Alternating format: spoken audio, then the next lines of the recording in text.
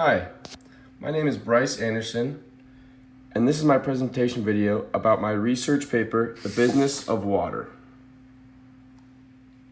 Most resources, whether they're essential to our well-being or not, are received or given in the form of a business negotiation. Water is no different.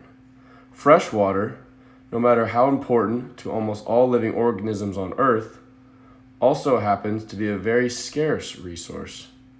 This leads into my thesis statement for my original paper, which reads, "A new plan on managing safe drinking water that includes a business aspect is essential to ensure struggling populations receive enough fresh water."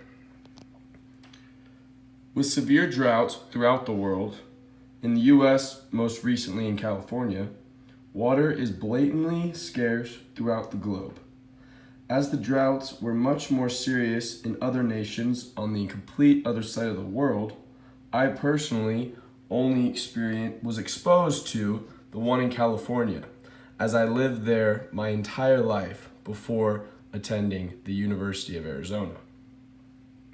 Other parts of the world did not only have access to little or no fresh water, it became so bad that most drank unsafe water, which led to many getting sick as well as few to some dying. This has much to do with the fact that many of these nations couldn't afford to buy water from other corporations or other countries. They simply couldn't afford to live, in a sense.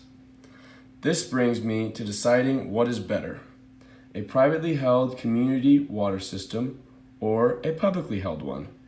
With the drastic difference between the two preferences, according to Americans, those who live in the District of Columbia, and Puerto Rico, it's clear what is more essential and preferred, as public outweighs private 88 to 12.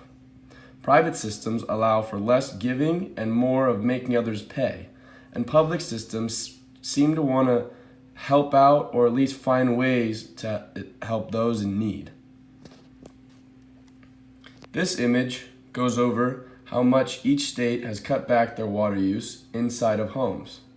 Ironically, the top 4 states that use the most water, which include California, Texas, Idaho, and Florida, were actually the top 4 states that had the biggest withdrawals of water use.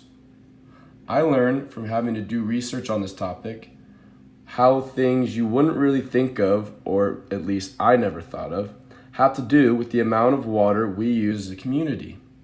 The type of house or size of your property even, as well as the rate the water comes out of the shower or faucet, are all factors of how much water each individual uses.